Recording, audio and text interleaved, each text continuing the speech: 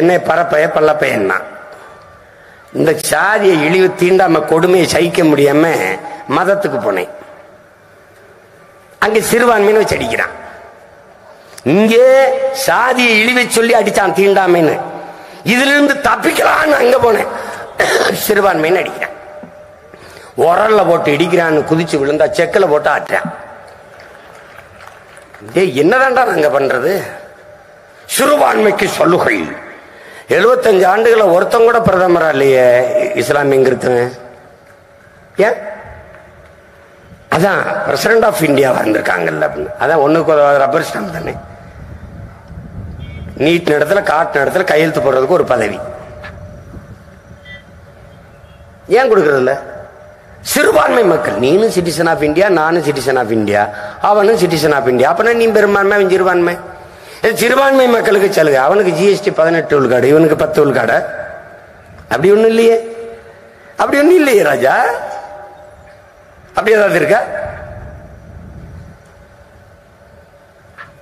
நல்லா கவனிச்சுக்க.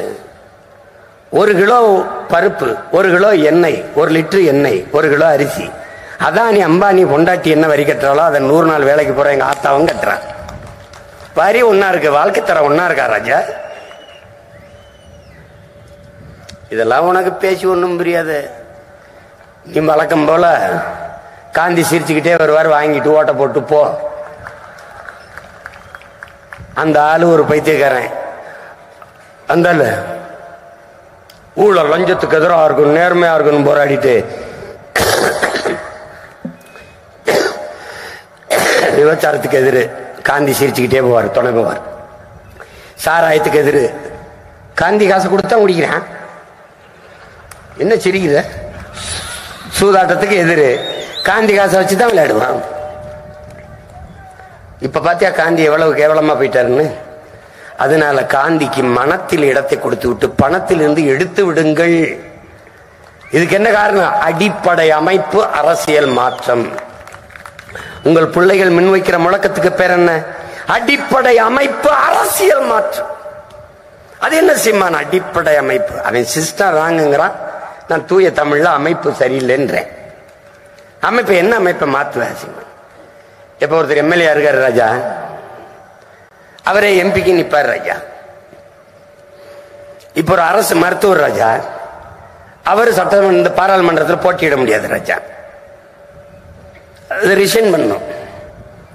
அது என் கட்சியில நிக்கிறதுன்னா உடனே ரிசைனேஷன் லெட்டர் கொடுத்தாலும் வாங்க மாட்டான். சீமாங்கட்சியில் போய் நிக்க போற நீனு அப்படின்னு. இந்த கூட்டம் நடத்துக்கு இடம் இல்லாம ஒருத்தர் கெஞ்சி எதிரி தனி இங்க வந்து வாங்க நடக்குது. அப்ப என்ன பண்றது? என்ன பண்ணலாம்? இப்ப அம்மையார் விஜயதாரணி பதவி விலகிட்டாங்க, போயிட்டாங்க வேற கட்சிக்கு. ஏதோ சீட்டு கிடைக்கும்னு போனாங்க, அது கிடைக்கல. ஆனா இப்ப அந்த இடத்துல தேர்தல் நடக்குது. இப்ப அவங்களுக்கு ஓட்டு போட்ட மக்கள் என்ன பண்ணலாம்? இப்ப தேர்தல் நடக்குது, இடைத்தேர்தல். அதுக்கு செலவு என் காசு, உன் காசு, நம்ம காசு. இப்ப என்ன பண்ணும்?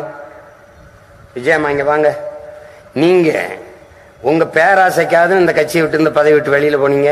இப்ப தேர்தல் நடக்குது, 20 கோடி செலவு, 20 கோடியை கொடுத்துட்டு போங்க. இதுக்கு பேர் என்ன ராஜா? அடிப்படை அமைப்பு அரசியல் மாற்றம். இப்ப அந்த இடைத்தேர்தல் வேண்டாம். நாங்க எங்க கொள்கை அடிப்படை அமைப்பு அரசியல் மாற்ற கொள்கை.